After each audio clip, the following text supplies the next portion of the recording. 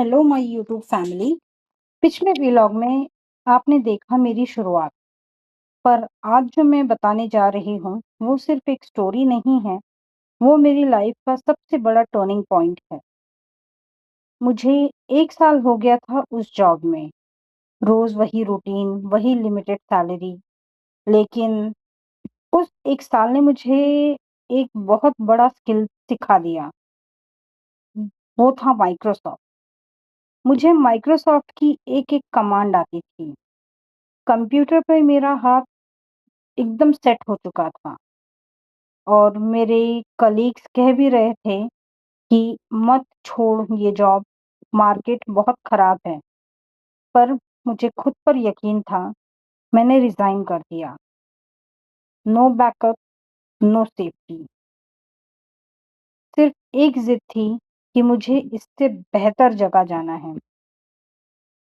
अ, और दोस्तों, स्क्रीन पर सक्सेस देखना आसान होता है, पर उसके पीछे का स्ट्रगल बहुत अकेला होता है। अगले 3 से 4 महीने वो मेरी लाइफ के सबसे बड़े मुश्किल दिन थे। रोज सुबह तैयार होकर निकलना, बारिश हो या धूप, इंटरव्यूज देना और फिर वही एक लाइन सुनना, we will get back to you. घर पर भी सब टेंशन में थे, पैसे खत्म हो रहे थे, पर मैंने हार नहीं मानी और अपनी कोशिश करती रही। और हर एक रिजेक्शन से कुछ नया सीखा।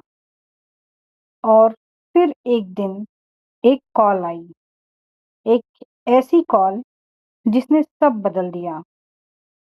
इंडिया के एक बहुत बड़े रेप्यूटेड बैंक में मेरा सिलेक्शन हो गया था। और सिर्फ सैलरी ही डबल नहीं थी, बल्कि वहाँ इंसेंटिव्स का समंदर था। मैंने दिन रात एक कर दी टारगेट्स अचीव करने में।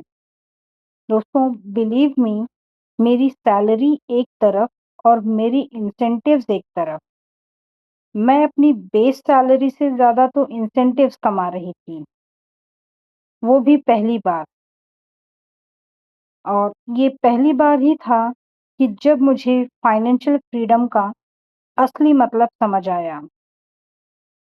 जब बैंक में 3-4 महीने हो गए मुझे जॉब करते, मैंने अपनी जिंदगी की सबसे बड़ी शॉपिंग की।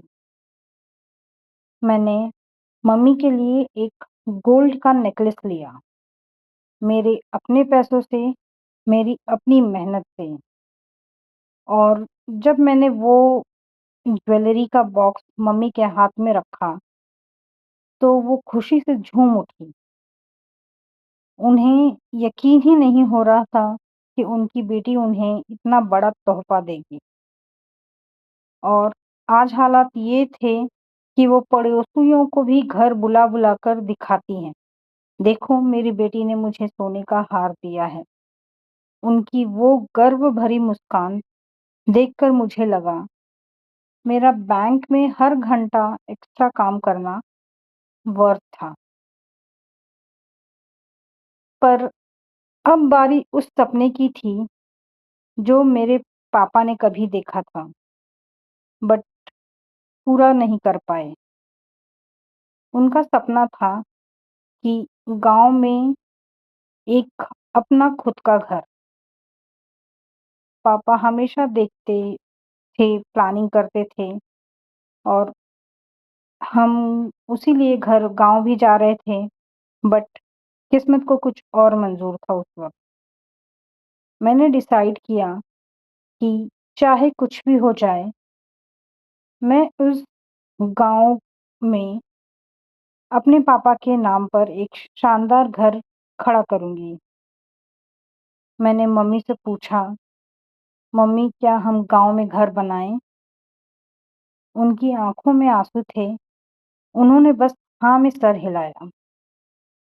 और फिर क्या था, मैंने अपनी प्लानिंग शुरू कर दी, सामान मंगवा लिया, जर्नी शुरू हो चुकी थी। पर क्या इतना आसान था? गांव की जमीन पर जब पहला पत्थर रखा गया, तो क्या हुआ? कौन थे वो लोग जो मुझे रोकना चाहते थे? ये सब बताऊँगी आपको मैं अगले व्लॉग में। ये मेरी लाइफ का सबसे इमोशनल और बिगेस्ट प्रोजेक्ट है। प्लीज़ नेक्स्ट पार्ट मिस मत कीजिए क्योंकि वहाँ से शुरू होगी असली घर की कहानी।